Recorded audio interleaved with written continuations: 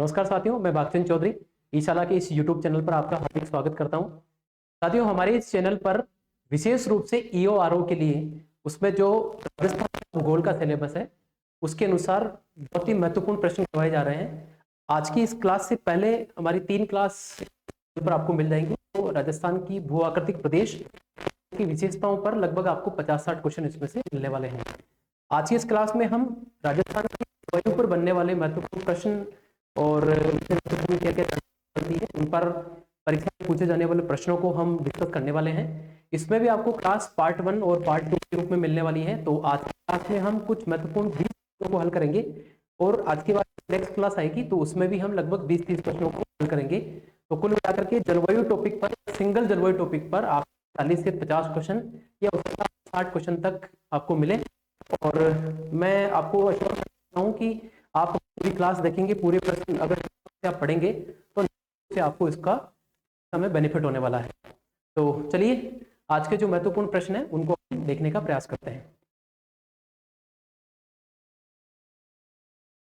पहला प्रश्न है, राजस्थान की जलवायु किस प्रकार की है? क्योंकि टॉपिक जलवायु है तो इसी के ऊपर सबसे महत्वपूर्ण प्रश्न यही बनता है कि राजस्थान की जो जलवायु है वो किस प्रकार की है। यानी कि एक शब्द में अगर हम राजस्थान की जलवायु को डिफाइन करना चाहें तो हम उसके लिए क्या करेंगे। देखिए इसमें ऑप्शन है उष्ण, उपोष्ण, शीतोष्ण और शीत जलवायु। तो यहां से इसका सही उत्तर होगा ऑप्शन बी, उपोष्ण जलवायु होगा। अब उपोष्ण जलवायु किस प्रकार से है? देखिए आपने भूगोल जब भी पढ़ी होगी और उसकी जो बेसिक जानकारी पढ़ी होगी तो आपने कुछ इस प्रकार का एक ग्लोब का चित्र देखा होगा और यहां इसके बीचों बीच में आपको 0 डिग्री अक्षांश यानी कि विषुवत रेखा या भूमध्य रेखा या इक्वेटर लाइन जिसको कहते हैं वो दिखाई देती है। और फिर उसके बाद में अगर आप यहां देखेंगे तो ये कर्क रेखा और यहां पर आपको दक्षिणी गोलार्ध में आपको मकर रेखा मिलेगी। तो मैं यहां लिख देता हूं ये कर्क और ये वाली जो हमारी है वो है मकर रेखा। इसके बीच का जो भाग होता है, क्योंकि इनके मान के बारे में अगर बात की जाए तो जिस प्रकार से भूमध्य रेखा का मान 0 डिग्री है उसी प्रकार से कर्क रेखा जो है उसका मान उत्तरी गोलार्ध में 23.5 डिग्री नॉर्थ और दक्षिणी गोलार्ध में मकर रेखा का मान 23.5 डिग्री साउथ है। कुल मिलाकर के 0 से 23.5 उत्तर में और 0 से 23.5 दक्षिण में, कुल मिलाकर के ये जो 47 डिग्री का क्षेत्र है इसको हम उष्ण कटिबंध के नाम से जानते हैं। ये उष्ण कटिबंध होता है, ठीक है। उसके बाद में अगर हम देखें, अगर एक और लाइन हमें यहां पर खींचनी हो तो देखिए उत्तरी गोलार्ध में यहां पर आपको मिल जाएगा एक और लाइन और इसको हम बोलते हैं, क्योंकि यहां आर्कटिक महासागर है इसलिए इसको हम आर्कटिक वृत्त या आर्कटिक रेखा कहते हैं। वृत्त इसलिए क्योंकि सभी अक्षांश रेखाएं वृत्ताकार होती है, पूरी पृथ्वी को ये कवर करती है इसलिए। तो ये आर्कटिक रेखा जिसका मान 66.5 डिग्री नॉर्थ होता है और दक्षिणी गोलार्ध में भी आपको 66.5 डिग्री की एक लाइन मिलेगी और ये जो 66.5 डिग्री जिसका मान 66.5 डिग्री दक्षिण होगा, साउथ होगा, ये इसको अंटार्कटिक वृत्त, अंटार्कटिक वृत्त या अंटार्कटिक रेखा कहा जाता है। अपनी दिशा के हिसाब से इसको, ये जो आर्कटिक रेखा है उसको उत्तरी ध्रुवी वृत्त और अंटार्कटिक रेखा को दक्षिणी ध्रुव वृत्त भी कहा जाता है। इसके बीच का ये जो क्षेत्र पड़ेगा, ठीक है, ये इस प्रकार का जो क्षेत्र पड़ेगा यहाँ पर, यानी कि उत्तरी गोलार्ध में कर्क और आर्कटिक रेखा के बीच में और दक्षिणी गोलार्ध में मकर और अंटार्कटिक रेखा के बीच का ये जो भाग होगा ये वाला, इसको हम शीतोष्ण कटिबंध नाम देते हैं। शीतोष्ण, यहां पर भी हम लिख देंगे शीतोष्ण। और देखिए अपनी अपनी दिशा के आधार पर, क्योंकि ये भूमध्य रेखा के उत्तर की ओर है तो इसे उत्तरी शीतोष्ण कटिबंध कह सकते हैं। ये दक्षिणी भाग में है तो उसको दक्षिणी शीतोष्ण कटिबंध कहते हैं। और लास्ट हमारा ये जो बचता है इसको हम उत्तरी शीत कटिबंध और दक्षिण में दक्षिणी शीत कटिबंध कहते हैं, जो कि 66.5 से 90 डिग्री साउथ और उत्तरी गोलार्ध में 66.5 से 90 डिग्री नॉर्थ के साथ में बना होता है। शीत क्यों? क्योंकि यहाँ पर वर्ष भर सूर्य की तिरछी किरणें पड़ती है, यानी कि 66.5 डिग्री के उत्तर में और दक्षिणी गोलार्ध में 66.5 डिग्री के दक्षिणी भाग में सूर्य हमेशा जब 6 महीने दिखाई देता है तो वो क्षितिज पर होता है, और 6 महीने दिखाई नहीं देता तो तापमान बहुत कम होता है, तो अत्यंत ठंडक होती है, यहाँ पर टेम्परेचर लगभग माइनस में होता है, इसलिए यहाँ पर शीत कटिबंध आ जाएगा। कुल मिलाकर के अगर आप देखें तो पृथ्वी के बीचों बीच सूर्य की सीधी किरणें पड़ने के कारण यहाँ पर उष्ण कटिबंध होता है, जबकि उत्तरी और दक्षिणी गोलार्ध में सूर्य की तिरछी किरणें वर्ष भर पड़ने के कारण शीत कटिबंध होता है। अब देखिए इन दोनों के बीच का जो क्षेत्र है, यानी कि कर्क और आर्कटिक रेखा के बीच का क्षेत्र और मकर और अंटार्कटिक रेखा के बीच का ये जो क्षेत्र होता है, इसको हम उत्तरी गोलार्ध में उत्तरी शीत कटिबंध और दक्षिणी गोलार्ध में दक्षिणी शीत कटिबंध कहते हैं, क्योंकि इसके एक तरफ शीत है, एक तरफ उष्ण कटिबंध है। उष्ण का मतलब गर्म, शीत का मतलब अत्यधिक ठंडा। तो ये जो बीच वाला जो भाग है ये दोनों के गुण रखता है, इसलिए इसका नाम पड़ गया है शीतोष्ण। इसको हम यहाँ पर अलग भी कर सकते हैं, शीत प्लस उष्ण, और इससे बना है शीतोष्ण। ठीक है, लेकिन यहां पर एक चीज ये आती है, जैसे अब अगर हम राजस्थान की बात करें तो हमारा राजस्थान कहाँ होगा, देखिए इसमें मैप में मैं इसको बनाता हूं कि यहां पर हमारा राजस्थान कहाँ होगा। जैसे हमने पढ़ा है कि जो कर्क रेखा है वो राजस्थान के दक्षिणी भाग से होकर गुजरती है, डूंगरपुर की दक्षिणी सीमा को छूती हुई, और बांसवाड़ा के लगभग बीच से होकर के। तो यहाँ पर अगर हम राजस्थान को बनाना चाहें तो वो कुछ इस प्रकार से बनेगा, इस प्रकार से यहाँ पे। तो राजस्थान का ये थोड़ा सा हिस्सा है जो उष्ण कटिबंध में आता है, बाकी राजस्थान का अधिकांश जो हिस्सा है वो कर्क रेखा के उत्तर में है। तो इस हिसाब से अगर आप देखो तो ये शीतोष्ण कटिबंध में आता है, क्योंकि ये पुराना ग्रीक जो विद्वान थे उनका ऐसा विचार था कि कर्क और आर्कटिक रेखा के बीच का क्षेत्र और मकर और अंटार्कटिक रेखा के बीच का क्षेत्र शीतोष्ण कटिबंध कहलाता है। क्योंकि ऐसा नहीं हो सकता कि एक रेखा को आप पार करें, यानी कि कर्क रेखा को आप पार करें और उत्तर की ओर जाएं, या मकर रेखा को आप करें और दक्षिण की ओर जाते हो, तो यहाँ पर तो उष्ण कटिबंध होगा, और जैसे इस लाइन को पार करते हो तो शीतोष्ण कटिबंध होगा, यानी कि एक रेखा पार करने पर सर्दी और गर्मी बराबर होगी। ये बात तो ठीक नहीं है। तो यहाँ पर एक और विभाजन किया जाता है, और वो विभाजन ही मैं आपको बताना चाहूंगा ताकि हम राजस्थान की जलवायु को अच्छे से समझ सकें। देखिए वो विभाजन ये है कि कर्क रेखा के पास वाला ये जो भाग होता है, ये वाला, ठीक है, ये लगभग 23.5 डिग्री से आप इसको 35 डिग्री 40 डिग्री तक मान सकते हो। और दक्षिणी गोलार्ध में मकर रेखा के बाद वाला ये जो क्षेत्र, यानी कि 23.5 डिग्री साउथ से लगभग आपका ये 35 या 40 डिग्री दक्षिण तक, ये वाला जो मैंने यहाँ पर लाइनिंग बनाई है, ये वाला एरिया उत्तरी गोलार्ध में ये वाला, और दक्षिणी गोलार्ध में ये वाला जो क्षेत्र होता है, ये जो पट्टी है, इसको उपोष्ण कटिबंध कहा जाता है। ठीक है, उपोष्ण क्यों कहते हैं, क्योंकि अगर इसके आप दक्षिण में देखोगे तो उष्ण कटिबंध है। अब उष्ण से अगर हम ध्रुवों की ओर चलते हैं तो ऐसा नहीं है कि एक रेखा को पार करने पर शीत और उष्ण बराबर बराबर सी बात हो जाएगी, ऐसा नहीं है। क्योंकि कर्क रेखा पर 21 जून को सूर्य सीधा चमकता है, मकर रेखा पर 22 दिसंबर को सूर्य सीधा चमकता है। तो कुल मिलाकर के ये होता है कि इन रेखा के पास का जो क्षेत्र होगा, इसके आसपास का जो क्षेत्र होगा, उसमें अच्छी खासी गर्मी होती है। इसलिए कर्क रेखा के उत्तर में और मकर रेखा के दक्षिण वाला जो भाग है, इसको हम उपोष्ण कटिबंध में काउंट करते हैं। और अब हम राजस्थान की बात देखें तो यहाँ मैप से हम समझ सकते हैं। देखिए ये इस प्रकार से हमारे कुछ कर्क रेखा राजस्थान से गुजरती है। ठीक है, तो कुल मिलाकर के इसके इधर वाला ये जो भाग होगा लगभग इस प्रकार से, ये पूरा का पूरा शीतोष्ण कटिबंध में नहीं आकर के वो उपोष्ण कटिबंध में आता है। उपोष्ण को अगर आप अलग अलग करना चाहो तो क्या हो जाएगा, उप प्लस उष्ण, यानी कि बहुत ज्यादा गर्मी नहीं लेकिन उसके पास वाली बात। जैसे हम कहते हैं कि प्रधानमंत्री और उप प्रधानमंत्री, मंत्री और उप मुख्यमंत्री निकटस्थ, तो उसी प्रकार से उष्ण का निकटस्थ। और वैसे भी अगर व्यावहारिक रूप से आप देखो राजस्थान की जलवायु है तो हमारे, अगर आप शीत ऋतु के अगर 3-4 महीनों को छोड़ दो तो बाकी समय हम देखते हैं कि खासी गर्मी होती है। अगर हाँ ये होता कि 6 महीने सर्दी और 6 महीने गर्मी, इस प्रकार की बात होती तो हम कहते हैं लगभग हमारे यहाँ पर, या हम कहते हैं कि जितना हमारे यहाँ पर गर्मी होती है उतनी ठंडक होती है। तो इस प्रकार की बात हमारे यहाँ पर देखने को नहीं मिलती। इसलिए राजस्थान की जो जलवायु है उसके लिए अगर हमें एक शब्द अगर काम में लेना है तो वो होगा उपोष्ण कटिबंधीय जलवायु। तो ऑप्शन बी हमारा यहाँ से बिल्कुल सही हो जाएगा। उष्ण होगा ही नहीं, उष्ण केवल राजस्थान के केवल थोड़े से भाग में यहाँ पर पड़ता है। इधर केवल डूंगरपुर और डूंगरपुर का दक्षिणी भाग और इसके अलावा जो बांसवाड़ा है उसका लगभग आधा भाग जो कर्क रेखा के दक्षिण में है, वो वाला भाग हमारे यहाँ पर उष्ण कटिबंध में आता है। शीतोष्ण कटिबंध, जो कि शीत और उष्ण इनको मानते हैं, ग्रीक विद्वानों का ऐसा मानना था कि ये शीतोष्ण कटिबंध मानते हैं कर्क और आर्कटिक रेखा के बीच में, तो ये शीतोष्ण कटिबंध कहलाता है। लेकिन चूंकि कर्क रेखा के पास होने के कारण, अधिक गर्मी होने के कारण इसको हम उपोष्ण कटिबंध में रखते हैं। शीत में तो ये बिल्कुल भी नहीं होगा, तो ये दो चीजें तो बिल्कुल नहीं होगी, कंफ्यूजन इन दोनों में है, तो इसको हमने हल कर लिया कि ये उपोष्ण कटिबंध इस प्रकार से होगा, तो ऑप्शन बी हमारा यहाँ से सही होगा। आगे बढ़ते हैं, अगला प्रश्न है, निम्न में से कौन सा एक कारक राजस्थान की जलवायु को प्रभावित नहीं करता? किसी भी स्थान की, किसी भी देश की, राज्य की, किसी भी महाद्वीप की जलवायु को प्रभावित करने वाले कुछ एक कारक होते हैं जिनको लेकर के बार बार प्रश्न पूछे जाते हैं। जैसे अगर आप भारत का भूगोल पढ़ेंगे तो भारत की जलवायु को प्रभावित करने वाले कारक पढ़ोगे, राजस्थान का भूगोल पढ़ोगे तो राजस्थान की जलवायु को प्रभावित करने वाले कारक पढ़ोगे, ठीक है। तो उसमें कुछ कारक ऐसे होते हैं जो कॉमन होते हैं। जैसे पहला ये जो कारक अक्षांशीय स्थिति वाला, जो यहाँ पर ए में लिखा हुआ है, ये कारक हर स्थान के लिए लागू होता है।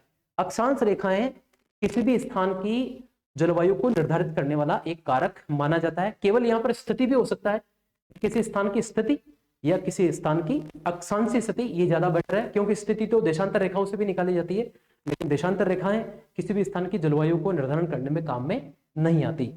क्यों नहीं आती, थोड़ी सी चर्चा हम यहाँ पर कर लेते हैं। देखिए वो इस प्रकार से है, अक्षांश रेखाएं आड़ी रेखाएं होती है, यानी कि पूर्व से पश्चिम की ओर खींची जाने वाली आड़ी रेखाएं, जिनको हम लैटिट्यूड कहते हैं या अक्षांश रेखाएं कहते हैं, इस प्रकार से। अगर आप यूं सूर्य की बात करो तो सूर्य की सीधी किरणें बीचों बीच, और जैसे जैसे आप उत्तरी ध्रुव की ओर जाओगे या दक्षिणी ध्रुव की ओर जाओगे तो सूर्य की किरणों का तिरछापन बढ़ता जाता है। जहां पर जिस क्षेत्र में सूर्य की सीधी किरणें पड़ती है, जैसे मान लीजिए यहाँ पर इस क्षेत्र में सूर्य की सीधी किरणें पड़ती है, तो नेचुरल सी बात है कि जहां पर सूर्य की सीधी किरणें पड़ेंगी तो वहां पर टेम्परेचर ज्यादा होगा, ठीक है। इसको एक और चीज से हम समझ सकते हैं, जैसे मान लीजिए कि ये धरातल है और यहाँ पर कोई एक व्यक्ति खड़ा है, ठीक है। अब जैसे मान लीजिए कि ये सूर्योदय का समय है और ये सूर्यास्त का समय, ठीक है। अब जब सूर्योदय होता है तो ये सूर्य की किरणें कुछ इस प्रकार से आती है, सूर्यास्त के समय सूर्य की किरणें कुछ इस प्रकार से आती है, तिरछी किरणें पड़ती है। लेकिन सूर्योदय से हम क्या देखते हैं, इस प्रकार से ये सूर्य इस प्रकार से गति करता है, गति पृथ्वी करती है, लेकिन उसके सापेक्ष वाली स्थिति की हम बात कर रहे हैं, तो सूर्य की हमें वो गति यानी कि पूर्व से पश्चिम की ओर जाने वाली गति दिखाई देती है। तो हम देखते हैं कि जैसे जैसे सूर्य सीधा सिर पर आता रहता है, ठीक है, वैसे वैसे ही हमारे यहाँ पर गर्मी ज्यादा होगी। और लगभग दोपहर के समय जब सूर्य सीधा सिर पर होता है, तो ये जो दोपहर का समय होता है, इस समय हमें गर्मी ज्यादा महसूस होगी, जबकि सुबह और शाम गर्मी कम महसूस होती है। इसके पीछे दो कारण है, एक तो सुबह और शाम सूर्य की तिरछी किरणें आती है, तो तिरछी किरणों के कारण कम तापमान पृथ्वी प्राप्त कर पाती है, ठीक है। ज्यादा वायुमंडल की अपेक्षाकृत मोटी परतों को क्रॉस करके आना पड़ता है, तो बहुत सारी एनर्जी उसकी वेस्ट हो जाती है, ठीक है। और तिरछी किरणें अपेक्षाकृत ज्यादा भाग को गर्म करती है, तिरछी किरणें कम भाग को गर्म करती है। तो अगर मान लीजिए कम भाग को सूर्य की किरणें कम गर्म करेगी तो वहां पर तापमान ज्यादा होगा, ठीक है। तो राजस्थान की जलवायु को प्रभावित करने वाला कौन सा एक कारक प्रभावित नहीं करता? हमें नहीं वाला कारक यहाँ से चुनना है। तो देखिए नहीं वाले कारक को चुनते हैं हम। पहला अक्षांशीय स्थिति तो प्रभावित करती है, जिसके बारे में मैंने आपको बता दिया। समुद्र तट से दूरी, ये किस प्रकार से प्रभावित करता है? तो देखिए जैसे जैसे समुद्र के तट से हम दूर जाते जाते हैं, समुद्र के तट पर क्या होता है, दिन के समय सूर्य जब सीधा सिर पर चमकता है, या जब सूर्य सागर पर और स्थलीय भाग पर बराबर चमकता है, तो स्थल भाग जल्दी गर्म हो जाता है और उसके संपर्क वाली जल्दी गर्म हो जाती है, वहां पर लो प्रेशर, जबकि तुलनात्मक रूप से सागरीय भाग कम गर्म होता है।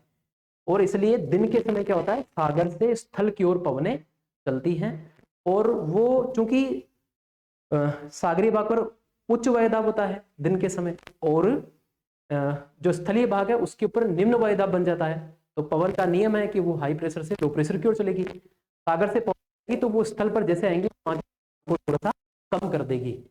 तो समुद्र का पास में होना, जो उसके पास वाला जो स्थलीय भाग है उसके ऊपर वो समकारी प्रभाव डालता है। समकारी का मतलब होता है समान करने वाला, यानी कि अगर समुद्र पास में होगा किसी भी राज्य के, किसी भी देश के, ठीक है, उसके तट के पास में भाग में ना अधिक गर्मी होगी और ना ही अधिक पर सर्दी वाली बात होगी, जैसा कि हम दक्षिणी भारत में साफ साफ इसका असर देखते हैं। ठीक है, उसको हम समुद्र का समकारी प्रभाव देखते हैं। तो कुल मिलाकर के राजस्थान की जलवायु पर अक्षांशीय स्थिति भी प्रभाव डालती है, समुद्र तट से दूरी भी हमारे यहाँ पर प्रभाव डालती है, क्योंकि यहाँ पे आप आगे देखते हैं, इधर देखते हैं तो आपको फिर गुजरात मिलेगा, गुजरात को पार करने के बाद फिर आपको अरब सागर वाला पार्ट मिलेगा, उसमें खंबात की खाड़ी और कच्छ की खाड़ी मिलती है। तो ये जो भाग है वो राजस्थान से काफी दूर है। तो इतनी दूरी तक, ठीक है, लगभग 300 किलोमीटर की दूरी होने के कारण, राजस्थान की समुद्र से 300 किलोमीटर दूरी होने के कारण उस समुद्र का समकारी प्रभाव उतना ज्यादा राजस्थान की जलवायु पर प्रभाव नहीं करता, यानी कि समकारी प्रभाव उतना ज्यादा काम नहीं करता। तो फिर क्या होगा, राजस्थान की जलवायु विषम प्रकार की होगी, यानी कि सर्दियों में ज्यादा ठंडक होगी और गर्मियों में ज्यादा तापमान हमारे यहाँ पर होगा। तो कुल मिलाकर के समुद्र तट से दूरी भी प्रभावित करता है। समुद्र तट के पास होता है तो समकारी जलवायु है, और समुद्र तट से दूर है तो विषमकारी जलवायु उसको हम कहते हैं, जिसको भी कहा जाता है, कॉन्टिनेंट उसको कहा जाता है। आगे एक और क्वेश्चन होगा, उसमें मैं आपको और इसको समझाने वाला हूं। तो समुद्र तट से दूरी भी प्रभावित करता है, समुद्र तल से ऊंचाई बिल्कुल ये भी प्रभावित करता है। और किस प्रकार से करता है, आपको हमारे इस चैनल पर कुछ और वीडियो भी मिल जाएंगे जिसमें मैंने ये सारी चीजें समझाई है कि समुद्र तल से ऊंचाई पर जाने पर तापमान कम क्यों होता है, आखिर क्या वजह है। तो जैसे जैसे हम समुद्र के तट से ऊंचाई, समुद्र के तल से समुद्र के तल से हम जैसे जैसे ऊंचाई पर जाते हैं तो तापमान निरंतर घटता रहता है। ठीक है, और इसके जो घटने की दर है वो कितनी है, 165 मीटर की ऊंचाई पर लगभग 1 डिग्री सेंटीग्रेड तापमान घट जाता है।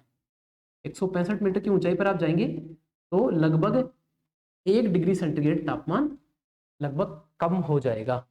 और यही जो तापमान के ह्रास की दर है उसको हम सामान्य ताप ह्रास दर कहते हैं, या अंग्रेजी में इसको normal lapse rate of temperature कहा जाता है। धरातल से ऊंचाई पर जाने पर या समुद्र की तल से ऊंचाई पर जाने पर तापमान घटता है। तो कोई भी स्थान समुद्र के तल से जितना ज्यादा ऊंचा होगा वहां पर तापमान उतना ही कम होगा। और किसी भी स्थान की जलवायु को प्रभावित करने वाला सबसे जो बेसिक फैक्टर है, सबसे आधारभूत जो कारक है वो कौन होता है, तापमान। आपको विशेष रूप से ध्यान में रखना है कि तापमान is the basic factor for climate. किसी भी स्थान की जलवायु को प्रभावित करने वाला सबसे प्रमुख जो कारक है वो है तापमान। तापमान बदलता है तो वायुदाब बदलता है, वायुदाब बदलता है तो पवनें चलती है। पवनें कहाँ से आती है, अगर वो सागरीय भाग से आती है तो अपने साथ में ह्यूमिडिटी लाएगी, आर्द्रता लाएगी, वहां पर वर्षा करवाएगी। तो तापमान बदला तो वायुदाब बदला, पवनों की दिशा बदली। अब वायुदाब में भी अंतर ज्यादा होगा तो पवनें तेज गति से चलेगी, वायुदाब में अंतर कम होगा तो पवनें धीमी गति से चलेंगी। ठीक है, पवनें कहाँ से आ रही है, वहां के गुण अपने साथ में लाएगी। अगर वो सागरीय क्षेत्र से आ रही है तो वहां आकर के बारिश करवाएगी। ठीक है, बारिश करवाने के बाद में वहां पर ह्यूमिडिटी बढ़ जाएगी। तो कुल मिलाकर के तापमान सबसे प्रमुख कारक है किसी भी स्थान की जलवायु को प्रभावित करने वाला। तो समुद्र तल से ऊंचाई जैसे जैसे बढ़ती जाती है तो तापमान प्रभावित होता है। जो स्थान जितना ज्यादा ऊंचा होगा, समुद्र के तल से जो स्थान जितना ज्यादा ऊंचाई पर होगा वहां पर तापमान उतना ही कम होगा। जैसे बहुत ही सामान्य सा तरीके से हम इसको समझ सकते हैं कि जैसे हिमालय पर्वत, उनकी एवरेज हाइट 6000 मीटर के आसपास है।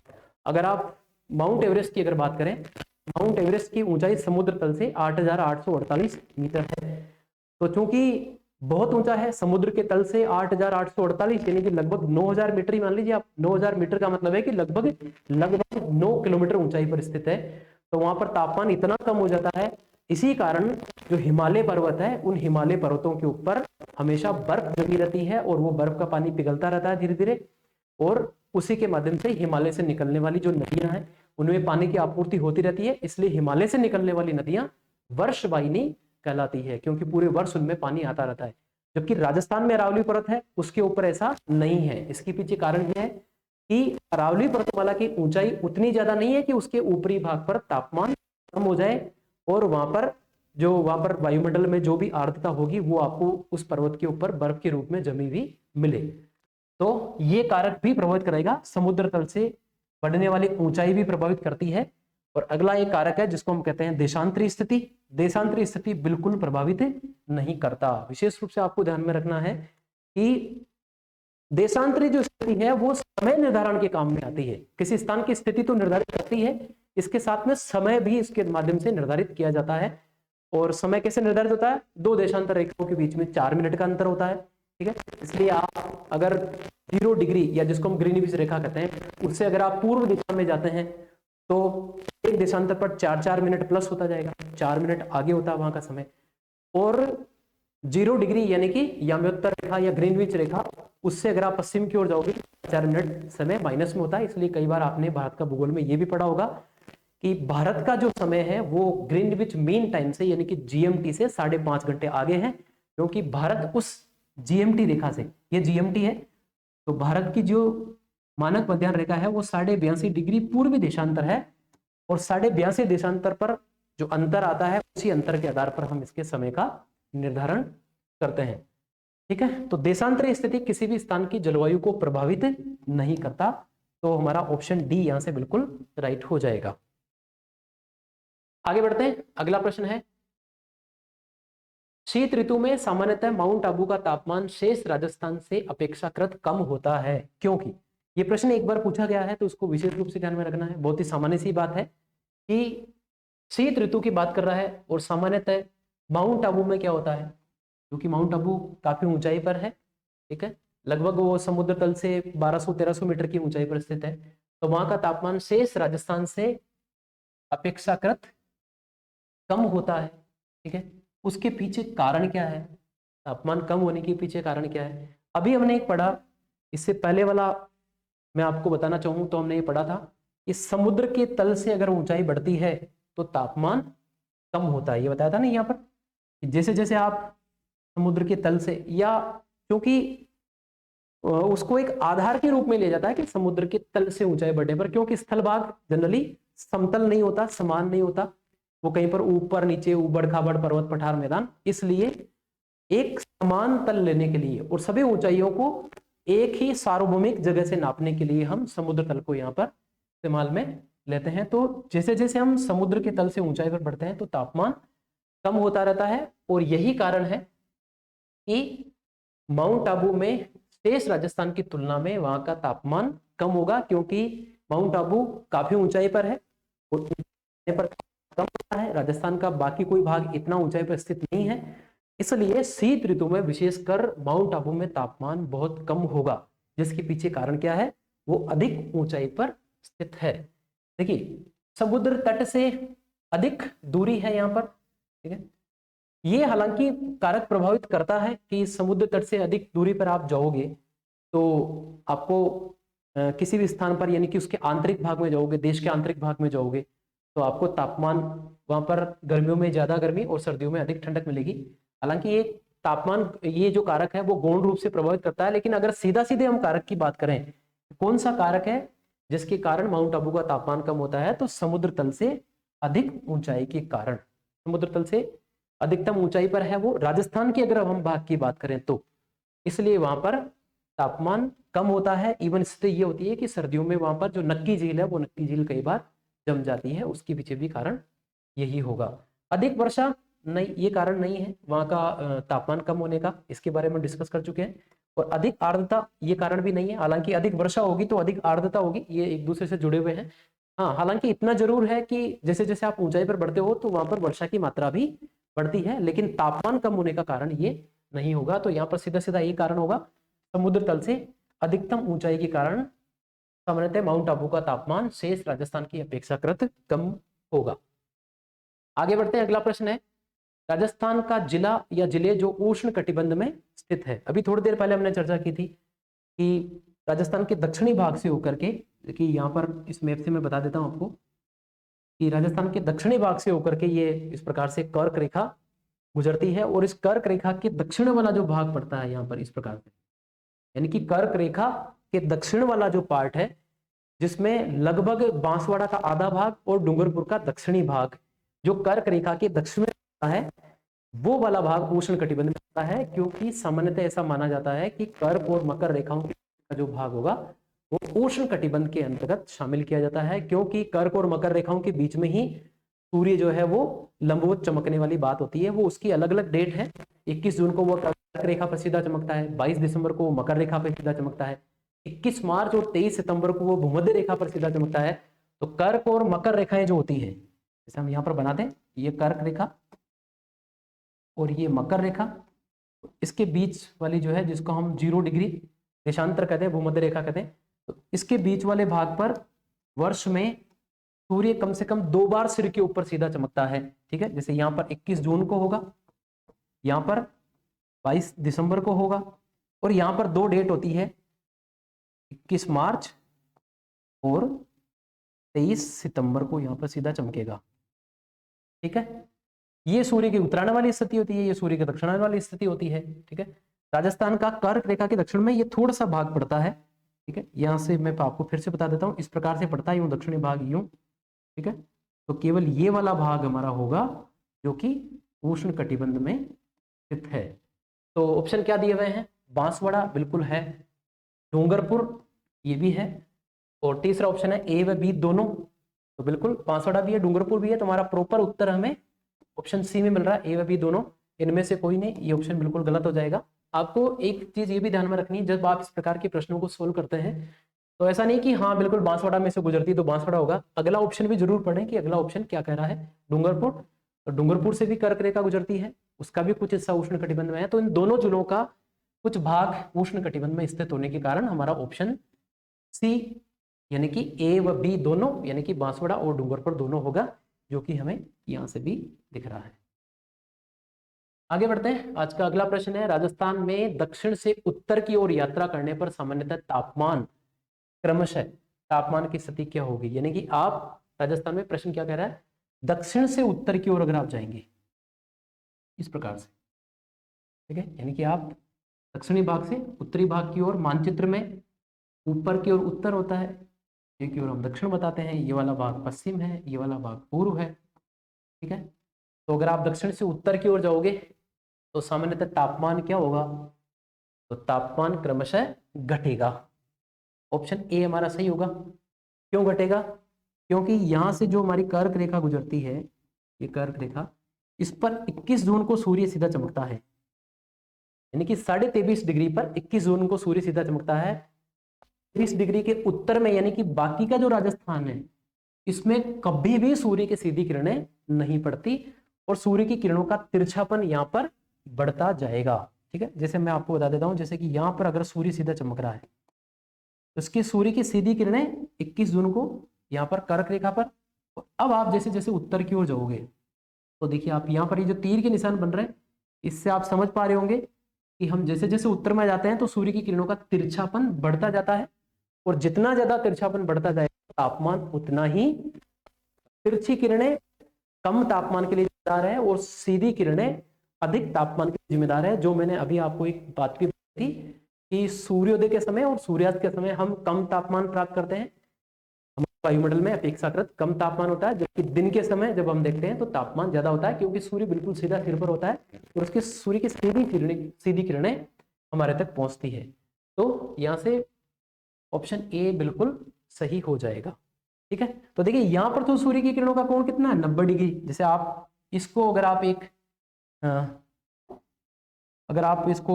एक त्रिभुज मान लें इस प्रकार से, चलिए जी मैं दोबारा खींच देता हूँ कि इस प्रकार से अगर आप को त्रिभुज मान लेते हैं तो देखिए ये वाली भुजा तो एक तरह से समकोण होगा, यानी कि यहाँ तो सूर्य की सीधी किरणें पड़ रही है, और अब आप जैसे जैसे उत्तर की ओर जा रहे हो तो यहाँ का कोण कैसा होगा, न्यून। ठीक है, अगर आप इस त्रिभुज की बात करते हो तो ये वाला कोण कैसा होगा, न्यून। ठीक है, ऐसा होता है कि धरातल, अगर आप यहाँ धरातल पे सूर्य सीधा चमकता है, अब आप इस तरफ जाओगे तो सूर्य की किरणों का तिरछापन बढ़ता जाएगा।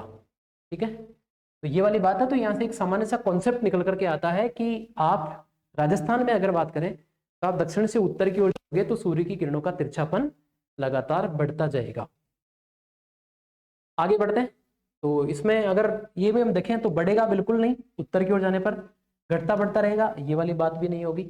ठीक है, और इनमें से कोई नहीं। ठीक है, हालांकि तापमान को प्रभावित करने वाले कुछ और कारक भी होते हैं, कोई जरूरी नहीं है कि वो केवल बांसवाड़ा और डूंगरपुर में ही ज्यादा हो। कई बार वो अगर आप देखते हैं सीकर में फतेहपुर का नाम आता है, सर्दियों में बहुत कम तापमान हो जाता है, चूरू में तापमान बहुत ज्यादा होता है।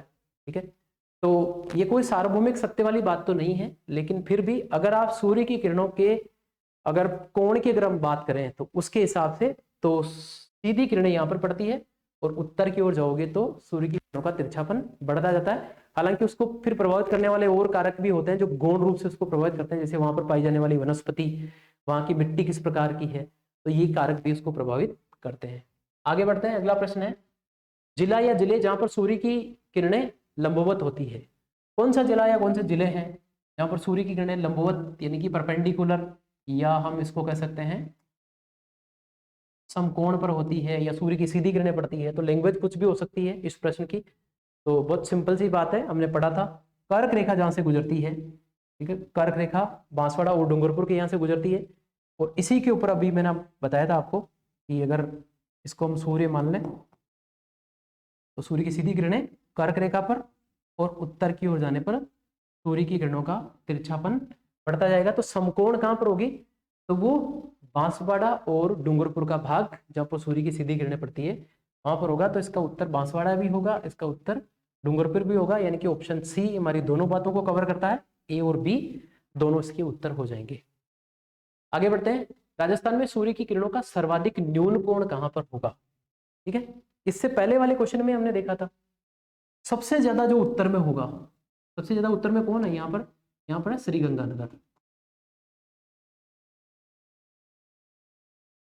तो अगर प्रश्न ये पूछा जाता है कि राजस्थान में सूर्य की किरणों का सर्वाधिक न्यून कोण कहां होगा, तो बिना किसी विवाद के सही उत्तर हमारा श्रीगंगानगर होगा। अगर एक जिला पूछा कि सर्वाधिक न्यून कोण कहां होगा, ठीक है, लेकिन हमें प्रश्न के हिसाब से भी चलना होता है। अगर प्रश्न में इस प्रकार की बात नहीं पूछी में से सर्वाधिक न्यून कोण कहां होगा, तो फिर हम देखेंगे कि कौन सा जिला ज्यादा उत्तर में है, ठीक है, उसको देखेंगे। क्योंकि हमारा प्रश्न क्या था, राजस्थान में सूर्य की किरणों का सर्वाधिक न्यून कोण कहां होगा, सर्वाधिक की बात पूछी जा रही है। और इसमें ऑप्शन में आपको क्या मिलेगा, श्रीगंगानगर है, हनुमानगढ़ भी है, बांसवाड़ा है, डूंगरपुर है। देखिए बांसवाड़ा और डूंगरपुर में तो सूर्य की सीधी किरणें पड़ती है, यानी कि लंबवत पड़ती है, परपेंडिकुलर होती है, समकोण पर पड़ती है, तो ये तो दोनों होंगे नहीं, ये दोनों बाहर निकल जाएंगे ऑप्शन, ठीक है। रही बात हनुमानगढ़ की और गंगानगर की, ठीक है, तो गंगानगर उत्तर में है। अगर आप राजस्थान का ये वाला अगर पार्ट आप देखो इस प्रकार से, यू इस प्रकार से, ठीक है, तो यहां पर आपको जो देखने को मिलता है ना, ये वाला जो भाग है वो किसका है, श्री गंगानगर का, ठीक, इसलिए सर्वाधिक न्यून कोण श्री गंगानगर में होगा, तो हमारा ऑप्शन ए सही हो जाएगा। हाँ अगर ये नहीं होता तो फिर हनुमानगढ़ होगा, कि अगर श्री गंगानगर ऑप्शन में नहीं है तो फिर कौन ज्यादा उत्तर में, तो फिर हनुमानगढ़ का नाम आएगा। आगे बढ़ते हैं, अगला प्रश्न है, निम्न में से किस जिले में सूर्य की किरणों का कोण न्यून होगा। देखिए यहां पर एक बात दी गई है कि जो 4 जिले दिए हुए हैं उनमें से कौन है, जैसलमेर, बांसवाड़ा, चूरू और नागौर। देखिए यहाँ पर बाहर निकालना हो तो बांसवाड़ा निकाल देंगे, बांसवाड़ा तो बहुत ज्यादा दक्षिण में है, ठीक है। अब इनकी बात करें कि इन 3 जिलों में से कौन ज्यादा उत्तर में है, जैसलमेर की अगर हम बात करें तो जैसलमेर यहाँ पर पड़ेगा इस प्रकार से, ठीक है, तो जैसलमेर यहाँ होगा, नागौर, नागौर फिर यहाँ इस प्रकार से होगा, ठीक है, और चूरू, तो चूरू की सीमा यहाँ तक जाकर किस प्रकार से लगती है, ये चूरू, ठीक है। तो कुल मिलाकर के बात यह है कि ज्यादा उत्तर में कौन है, चूरू। तो ऑप्शन बी हमारा यहां से सही हो जाएगा कि जो 4 ऑप्शन हमें दिए गए हैं उन 4 में से कौन ज्यादा उत्तर में है। तो कुल मिलाकर के ये जो हमारा प्रश्न है वो मैप पर आधारित है, यानी कि आपको मैप में राजस्थान के जो जिले उन कहाँ पर स्थिति है वो स्थिति हमें पता होनी चाहिए, हमें थोड़ा बहुत उसका ज्ञान होना चाहिए कि कौन सा जिला कहाँ पर है, तो इस प्रकार के प्रश्न को हम कर सके, ठीक है। तो कुल मिलाकर के ये जो इस प्रकार के क्वेश्चन बनेंगे उसके पीछे जो कॉन्सेप्ट है वो ये है कि दक्षिण से उत्तर की ओर जाने पर सूर्य की किरणों का कोण न्यून होता जाता है, जो भाग जितना ज्यादा उत्तर में होगा वहां पर किरणों का कोण उतना न्यून होगा। तो पूरे भारत के संदर्भ में अगर ये प्रश्न पूछा जाए कि पूरे भारत में सर्वाधिक सूर्य की किरणों का कोण कहां होगा, तो सबसे ज्यादा उत्तर में कौन होगा, जम्मू कश्मीर, ठीक है, तो वहां पर उत्तर हमारा जम्मू कश्मीर आएगा। तो उम्मीद करता हूं कि शायद इस कॉन्सेप्ट को आप समझ पाए होंगे जिसमें से प्रश्न पूछे जा सकते हैं। आगे बढ़ते हैं, किस दिन राजस्थान में सूर्य की किरणों का कोण सर्वाधिक न्यून होगा, कौन सा एक दिन होगा जिस दिन सर्वाधिक न्यून कोण होगा, ठीक है। इससे पहले भी मैंने आपको बताया था इस प्रकार से बना करके, अगर हम ये ग्लोब बनाएं और ये बीचों बीच विषुवत रेखा, ठीक है, या हम कर्क रेखा बना देते हैं, ठीक, और यहाँ पर मकर रेखा। देखिए 21 जून को यहाँ होता है सूर्य, ठीक है, 21 मार्च और ये 21 मार्च और ये हो जाएगा 23 सितंबर को भूमध्य रेखा पर होता है, ठीक है, और 22 दिसंबर को वो मकर रेखा पर होता है। तो जिस दिन मकर रेखा पर सूर्य सीधा चमकेगा, जैसे यहाँ पर सूर्य की सीधी किरणें पड़ती है, तो आप जितना ज्यादा उत्तर में जाओगे सूर्य की किरणों का कोण न्यून होता जाएगा, यानी कि सूर्य की अधिकतम जो दक्षिणायन स्थिति है उसी समय राजस्थान में सूर्य की किरणों का कोण सर्वाधिक न्यून होगा। और अधिकतम दक्षिणायन स्थिति कब होगी, यानी कि अधिकतम दक्षिणायन कब होगा, वो होगा 22 दिसंबर को, क्योंकि इस दिन 22 दिसंबर को सूर्य मकर रेखा पर सीधा चमकता है, और मकर रेखा पर सीधा चमकने के कारण यहां सीधा चमक रहा है, तो यहाँ पर सूर्य की किरणों का तिरछापन यहाँ पर होगा, इसलिए कर्क रेखा पर न्यून कोण होगा इस दिन। कौन से दिन, 22 दिसंबर को। तो हमारा ऑप्शन क्या है, ऑप्शन डी हमारा सही है, का सही उत्तर होगा 22 दिसंबर। आगे बढ़ते हैं, अगला प्रश्न है, यदि कर्क रेखा के स्थान पर विषुवत रेखा गुजरती तो राजस्थान की जलवायु में क्या होगा। ठीक है, बिल्कुल लगभग भारत के दक्षिणी भाग से, भारत के बीचों बीच से और राजस्थान के दक्षिणी भाग से होकर के इस प्रकार से कर्क रेखा गुजरती है। अब देखिए, बहुत सारी चर्चा इससे पहले भी हम कर चुके हैं कि कर्क रेखा का मान कितना है, 23.5 डिग्री। इसकी जगह वो कह रहा है कि कर्क रेखा के स्थान पर, ये कर्क रेखा है, इसके स्थान पर अगर मान लीजिए क्या होता, विषुवत रेखा गुजरती, विषुवत रेखा का मान कितना होगा, 0 डिग्री। अब देखिए आप 0 डिग्री कहाँ है, इस ग्लोब में 0 डिग्री बीचों बीच होता है, और चूंकि यहाँ पर सूर्य की सीधी किरणें यहाँ पर पड़ती है, ठीक है, तो यहाँ पर सूर्य की सीधी किरणें वर्ष भर पड़ने के कारण अच्छी खासी गर्मी होती है, बढ़िया वाला तापमान होता है। यहाँ पर सर्दी वाली बात देखने को ही नहीं मिलती, ठीक है, रात में 12 के आसपास यहाँ पर तापमान थोड़ा सा कम होता है, बाकी वर्ष भर सूर्य सीधा चमकने के कारण यहाँ पर तापमान हमेशा उच्च होता है, जैसे कि अफ्रीका के लगभग बीच से होकर की ये रेखा गुजरती है। ठीक है, अगर ये कर्क रेखा के स्थान पर होती तो क्या होता, राजस्थान की जलवायु में क्या होता।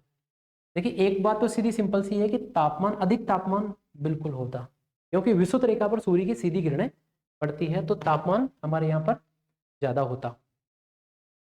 अधिक वर्षा, देखिए अधिक वर्षा की अगर हम बात करें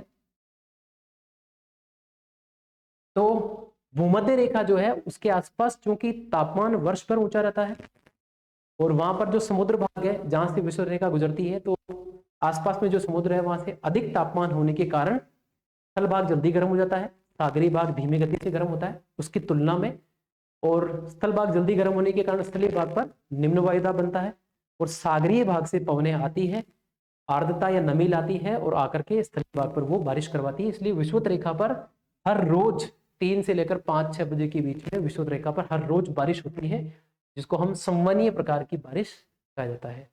कन्वेक्शनल रेन इसको कहा जाता है, रेनफॉल यहाँ पर होती है। ठीक है, तो वर्षा भी अच्छी खासी होती है। तो अगर मान लीजिए ये विषुवत रेखा कर्क रेखा की जगह होती और राजस्थान के दक्षिणी भाग से होकर गुजरती, तापमान हमारे यहाँ पर अधिक होता, वर्षा भी हमारे यहाँ पर अधिक होती, तो ये दोनों बातें सही है, दोनों बातें हमें ऑप्शन सी में सही मिल रही है, अधिक तापमान और अधिक वर्षा, तो ऑप्शन सी हमारा यहाँ पर सही हो जाएगा। ठीक है, अगला एक ऑप्शन है अधिक तापमान, ये बात तो सही होगी, लेकिन कम वर्षा ये बात इसमें गलत होगी।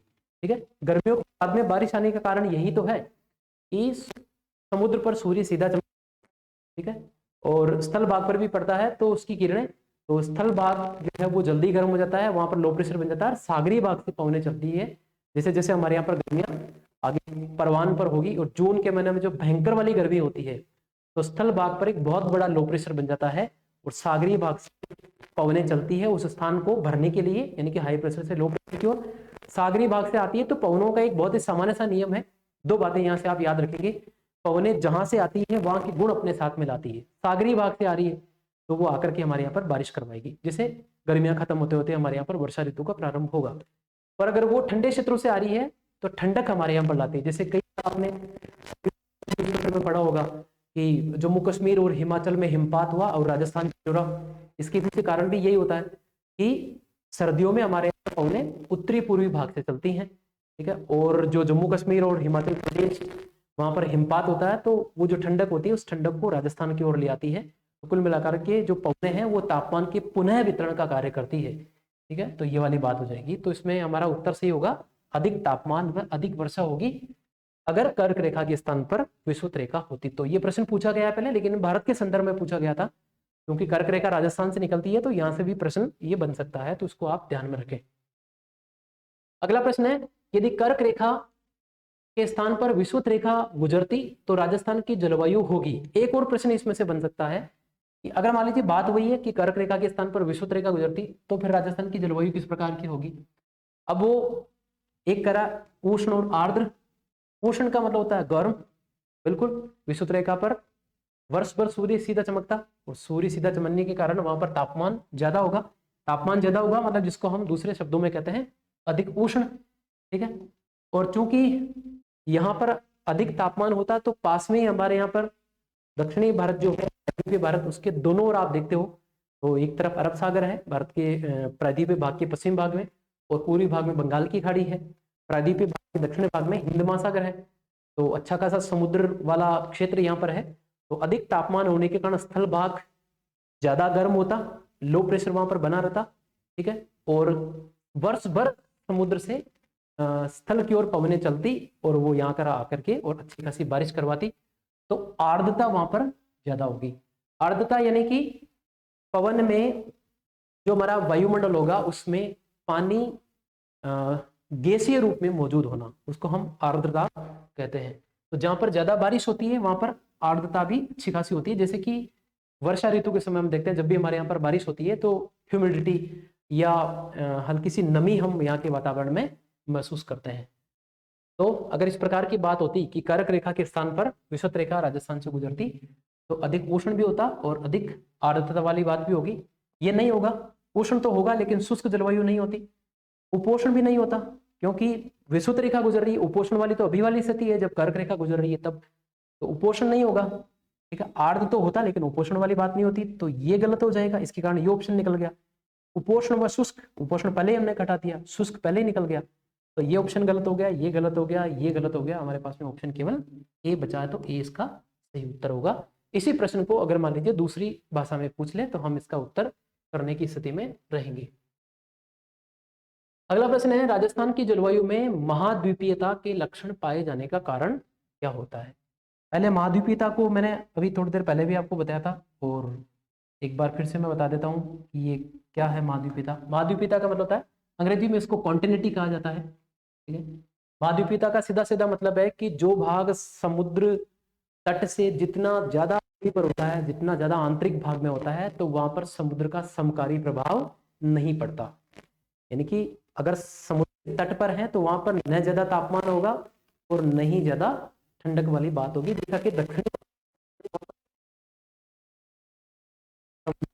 सर्दी गर्मी, दक्षिण भारत में सर्दियां लगभग नगण्य होती है, क्योंकि दक्षिण भारत के आसपास समुद्र भाग है, और जैसे ही वो भाग गर्मियों में प्रायद्वीपीय भारत गर्म होता है, तो उस स्थान को भरने के लिए सागर की है, और वो वहां के तापमान को कम कर देती है। रात्रि के समय इसका बिल्कुल उल्टा होता है, स्थल भाग जल्दी ठंडा हो जाएगा, ठीक है, और वहां से पवने सागर की ओर जाती है, जिनको हम स्थल समीर कहते हैं। और पवने अगर सागर से आ रही हैं तो उनको हम सागर समीर कहते हैं।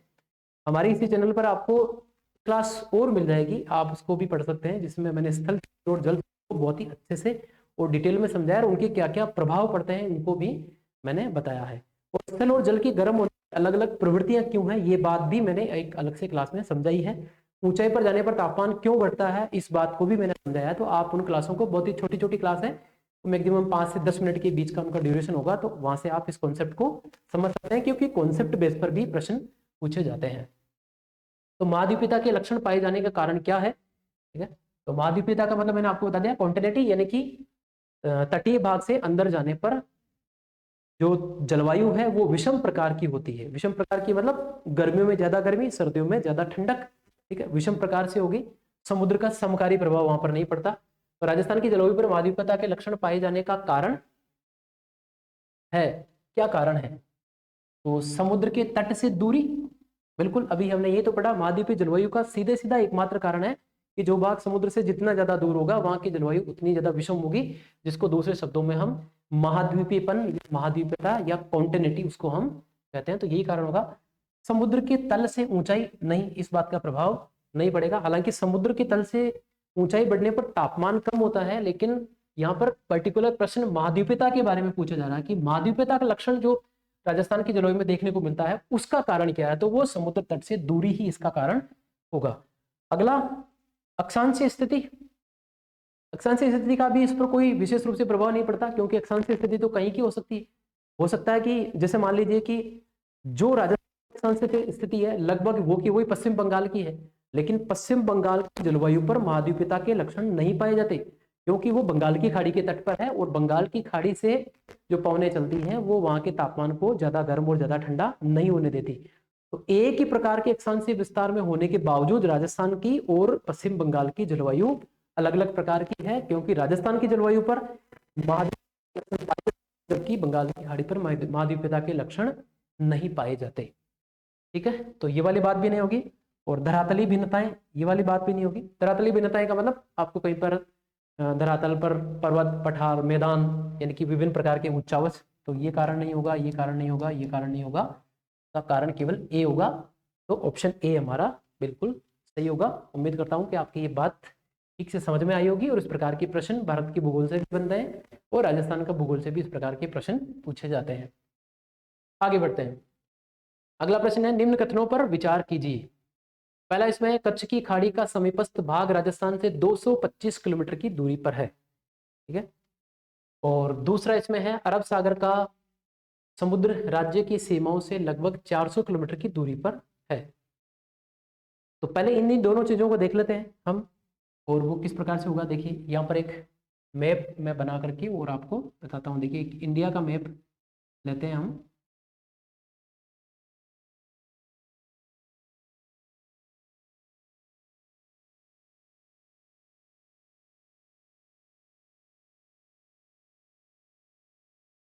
तो यहाँ पर इसको हम इस प्रकार से बनाते हैं इंडिया के मैप को।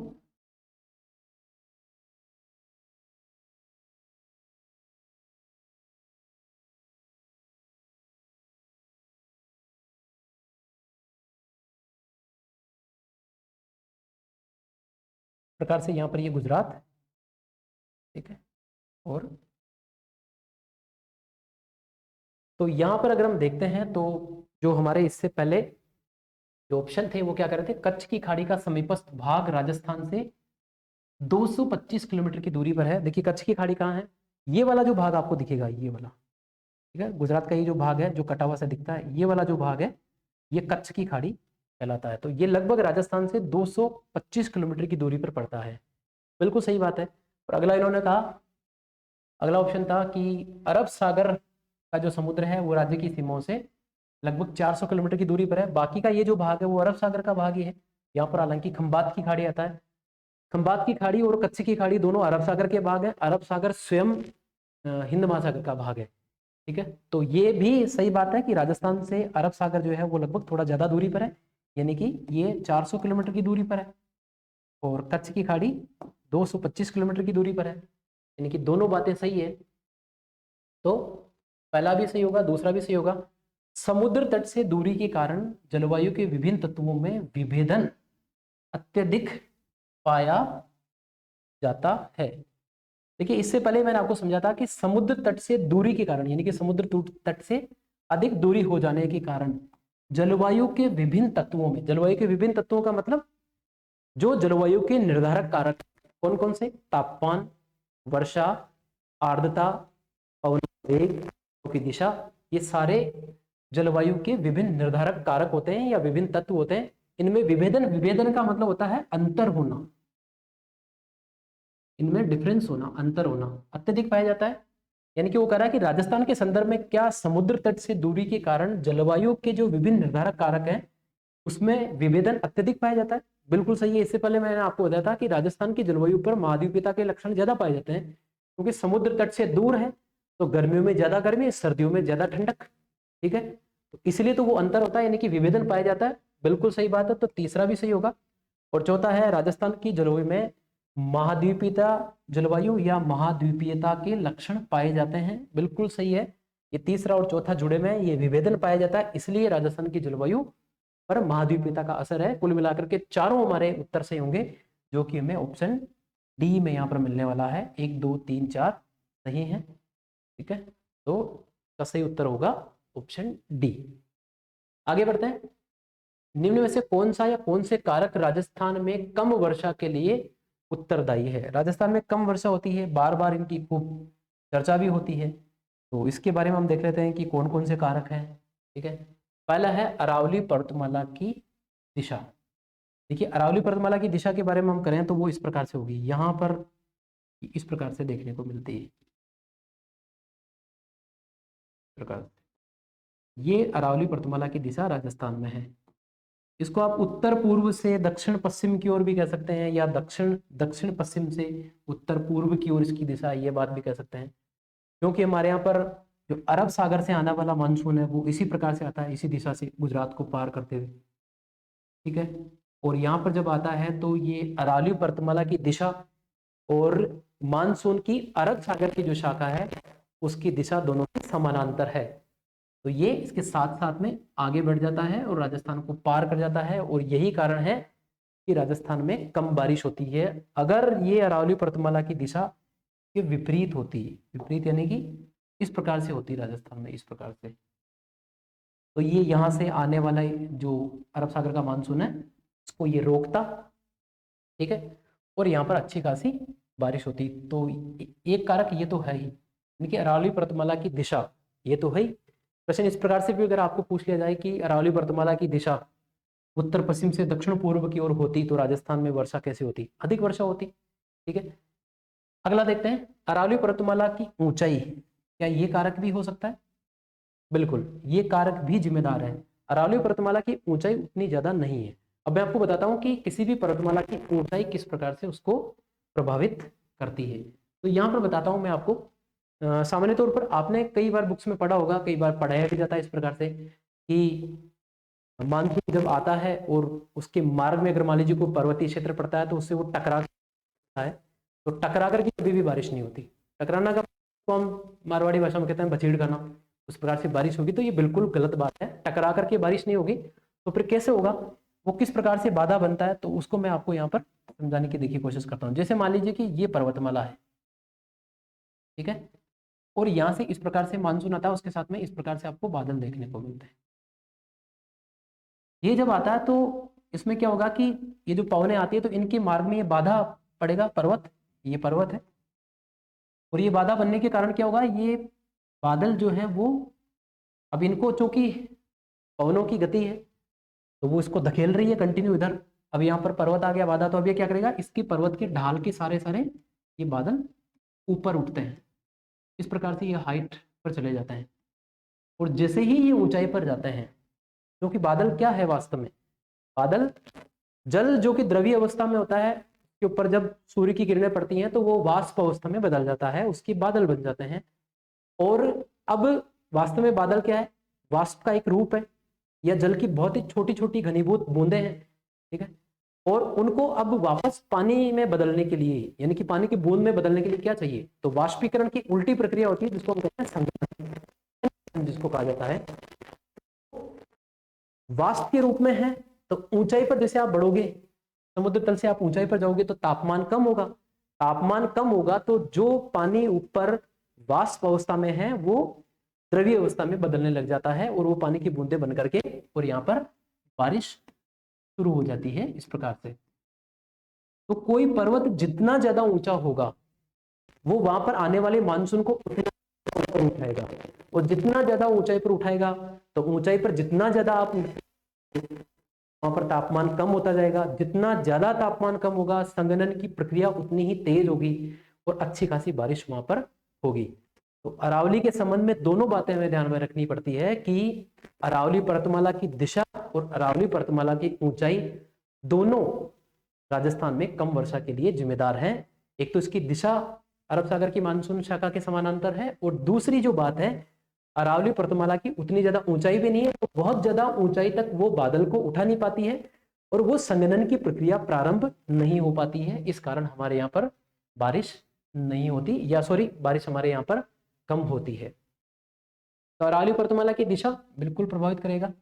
अरावली पर्वतमाला की ऊंचाई बिल्कुल कभी माना जाता था, क्योंकि दुनिया के सबसे पुराने पर्वत है, इससे पहले वाली क्लास में मैंने पढ़ाया भी था ठीक है। तो ये जो पर्वत है इनकी ऊंचाई पहले काफी हुआ करती थी, लेकिन बाद में अनाच्छादन प्रक्रम के कारण, अनाच्छादन जिसमें हम अपक्षय और अपर्दन को लेते हैं, उन्हीं कारकों के लगातार समय के साथ में कार्यरत होने के कारण इन पर्वतों की ऊंचाई बहुत कम होती गई है। इसलिए इनको कई बार अवशिष्ट पर्वत भी कहा जाता है, रेजिडुअल माउंटेन भी इनको कहा जाता है। हालांकि निर्माण प्रक्रिया के आधार पर ये वलित पर्वत है। जिस प्रकार से हिमालय पर्वत का निर्माण हुआ है उसी प्रकार से अरावली पर्वतमाला के निर्माण को भी माना जाता है। दोनों ही वलित पर्वत है, लेकिन अरावली सबसे पुराने वलित पर्वत माने जाते हैं और हिमालय दुनिया के सबसे वलित पर्वत माने जाते हैं। तो दोनों निर्माण के आधार पर एक ही प्रक्रिया है इनकी, नए और पुराने का इसमें फर्क है। तो अरावली पर्वतमाला की दिशा प्रभावित करेगी, अरावली पर्वतमाला की ऊंचाई प्रभावित करेगी, यानी कि ए और बी दोनों, यानी कि ऑप्शन सी हमारा सही होगा। ए और बी दोनों इसको प्रभावित करेंगे। आगे बढ़ते हैं। अगला प्रश्न है, पश्चिम से पूर्व की ओर बढ़ने पर आर्द्रता की मात्रा, यानी कि राजस्थान में आप पश्चिम से पूर्व की ओर जाते हो तो आर्द्रता की मात्रा किस प्रकार से होगी। ठीक है, क्योंकि हम ध्यान में रखेंगे कि राजस्थान में, जैसे मान लीजिए ये दिशाएं मैं यहाँ पर लिख देता हूँ, उत्तर, ये दक्षिण, ये पश्चिम और ये पूर्वी भाग। अगर आप इधर से, अगर आप दक्षिण पूर्व से अगर आप उत्तर की ओर या उत्तर पश्चिम की ओर जाते हो तो वर्षा की मात्रा लगातार कम होती जाती है।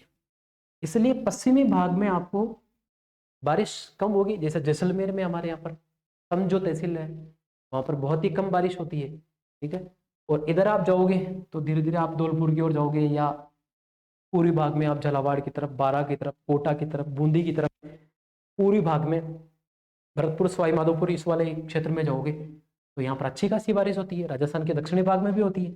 यहाँ पर सिरोही जो है वो तो लगभग 160 सेंटीमीटर बारिश प्राप्त करता है, जो कि राजस्थान का सर्वाधिक वर्षा वाला स्थान है। यहाँ पर जो झालावाड़ में मिलता है वो झालावाड़ राजस्थान का सर्वाधिक वर्षा वाला माना जाता है।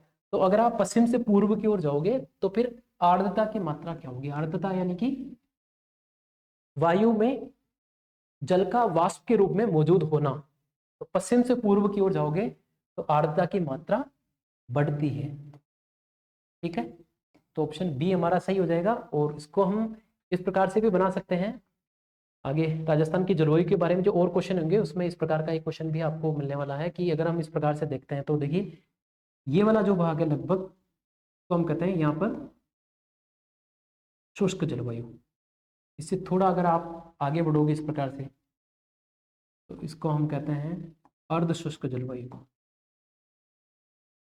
थोड़ा और आगे आप बढ़ोगे इधर जो अरावली वाला भाग है तो यहाँ पर होती है उप आर्द्र। थोड़ा और अगर आप पश्चिमी इस प्रकार से जाओगे तो यहाँ पर हो जाएगी आर्द्र जलवायु। ठीक है, और बिल्कुल पूर्वी भाग में जाओगे तो यहाँ पर हमें मिलती है अति आर्द्र प्रकार की जलवायु। ठीक है, तो अब देखिए आपका उत्तर यहाँ से मिल जाएगा कि अगर हम राजस्थान में पश्चिम से पूर्व की ओर जाते हैं, देखिए ये शुष्क यानी कि आर्द्रता की मात्रा बहुत कम, फिर अर्धशुष्क यानी कि थोड़ी मात्रा। आर्द्र के दो भाग हैं, एक आर्द्र से कम यानी कि उपार्द्र, एक आर्द्र से ज्यादा, इसको अति आर्द्र कहते हैं। ठीक है, तो पश्चिम भाग से पूर्वी भाग की ओर जाने पर आर्द्रता की मात्रा बढ़ती जाएगी। प्रश्न को उल्टा भी पूछा जा सकता है, तो इसका वाइस वर्सा भी हम याद कर लेंगे। अगर आप पूर्वी भाग से पश्चिमी भाग की ओर आते हो तो आर्द्रता की मात्रा घटती जाएगी। अगर दिशा बदल दे तो ये हमारा उत्तर ऑप्शन ए भी हो सकता है। अगर पूर्व से पश्चिम की ओर आप चलते हो तो आर्द्रता की मात्रा पूर्व से पश्चिम की ओर जाने पर घटती रहेगी, जो कि भूगोल में दिशाओं का बड़ा महत्व है। तो इनके आधार पर आपको प्रश्न पूछे जा सकते हैं, उसको आप ध्यान में रखेंगे। अगला प्रश्न है, दक्षिण पूर्व से उत्तर पश्चिम की ओर जाने पर राजस्थान में वर्षा की मात्रा, अभी जस्ट पहले ही मैंने आपसे डिस्कस किया था, यानी कि आप दक्षिण पूर्व से उत्तर पश्चिम की ओर जाते हो, ये दक्षिण और ये वाला भाग पूर्व, ये वाला भाग पश्चिम और ये वाला भाग उत्तर हो जाएगा। यानी कि वो कह रहा है आपको कि अगर आप दक्षिण पूर्व से अगर आप उत्तर पश्चिम की ओर जाते हो या उत्तर की ओर जाते हो तो क्या हो जाएगा, तो वर्षा की मात्रा लगातार कम होती जाएगी। ठीक है, इसलिए यहाँ पर आपको जैसलमेर में, फिर बीकानेर में, फिर यहाँ पर आपको गंगानगर में, यहाँ पर हनुमानगढ़ में, ठीक है, यहाँ पर हमें बारिश की मात्रा कम ही देखने को मिलती है। और इस प्रश्न को भी उल्टा पूछा जा सकता है कि अगर कोई व्यक्ति उत्तर पूर्व से अगर वो दक्षिण पश्चिम की ओर अगर जाता है तो, यानी कि उत्तर पूर्व से अगर वो दक्षिण पूर्व की ओर जाएगा इधर, तो फिर वर्षा की मात्रा क्या हो जाएगी, बढ़ती जाएगी। बस, तो इस प्रश्न को ये पूछा गया भी है प्रश्न, और इसको ध्यान में रखना। अगर प्रश्न ये भी आए कि अगर आप दक्षिण से उत्तर की ओर जाते हो तो क्या होगा, तो भी वर्षा की मात्रा कम होती जाएगी। या दक्षिणी भाग में आप देखते हैं सिरोही में, बांसवाड़ा में, डूंगरपुर में, उदयपुर में, सॉरी उदयपुर इधर आ जाएगा, इधर प्रतापगढ़ में, चित्तौड़गढ़ में, राजसमंद में यहाँ अच्छी खासी बारिश होती है। और दक्षिण से उत्तर की ओर जाओगे आप तो वर्षा की मात्रा कम होती जाती है। तो वर्षा की मात्रा के आधार पर दिशाओं को लेकर के प्रश्न पूछा जा सकता है। मैंने आपको मैप से समझाने की कोशिश की है ताकि ये प्रश्न आपके ठीक बिल्कुल दिमाग में बैठ जाए और आप परीक्षा में किसी भी स्थिति में इसे गलत नहीं करो। आगे बढ़ते हैं। अगला प्रश्न है, झालावाड़ जिले में निम्न प्रकार की जलवायु होगी।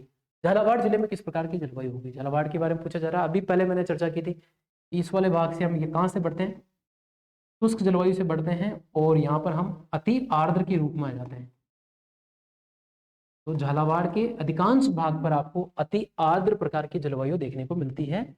तो ऑप्शन ए बिल्कुल सही होगा। और वैसे भी राजस्थान का सर्वाधिक वर्षा प्राप्त करने वाला जिला झालावाड़ है, तो अति आर्द्र वाली बात वहीं पर होगी। लगभग 150-160 सेंटीमीटर बारिश वहाँ का एवरेज है। जबकि आप इधर देखोगे तो 10 सेंटीमीटर से भी कम बारिश होती है। वर्षा का औसत 10 सेंटीमीटर से भी कम है, और यही वर्षा की विषमता को भी प्रभावित करता है।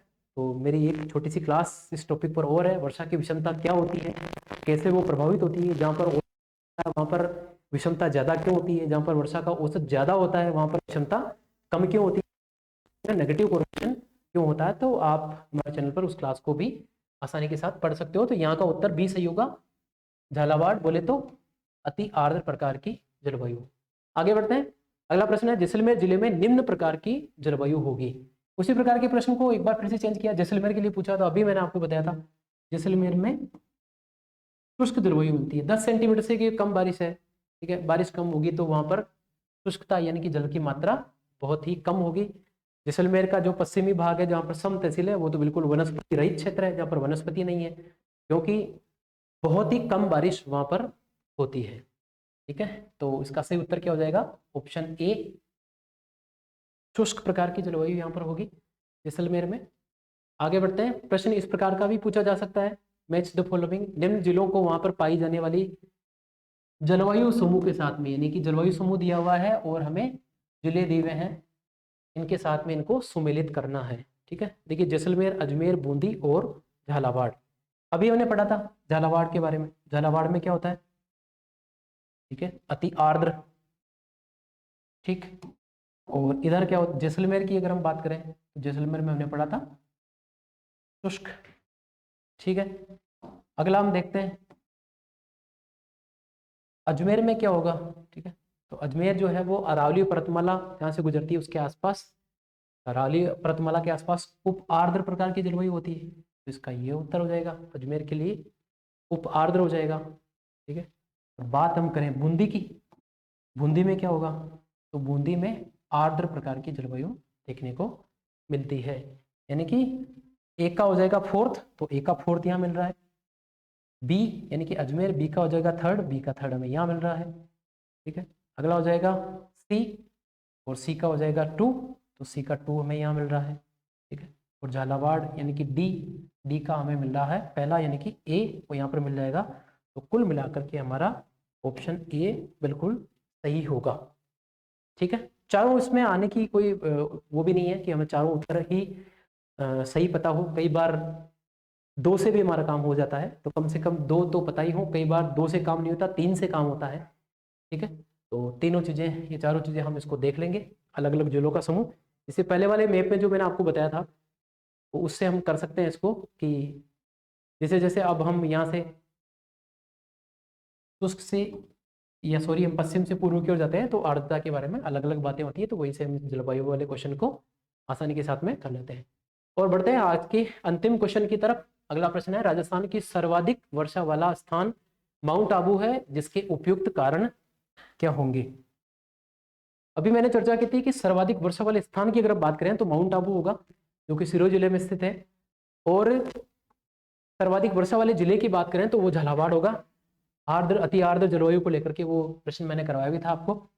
यहाँ पर हम देखेंगे कि राजस्थान में सर्वाधिक वर्षा वाला स्थान माउंट आबू है, और जिसके उपयुक्त कारण क्या क्या होंगे। तो पहला इसमें है कि अरब सागर की मानसून शाखा के लिए ये प्रवेश द्वार है। एग्जैक्टली यहाँ से प्रवेश नहीं करती, लेकिन अरब सागर की शाखा जो है वो इसी प्रकार से, यही उसकी दिशा होती है। ठीक है, तो वो बांसवाड़ा वाला भाग अधिक दक्षिण में है, तो यहाँ से भी वो प्रवेश करती है।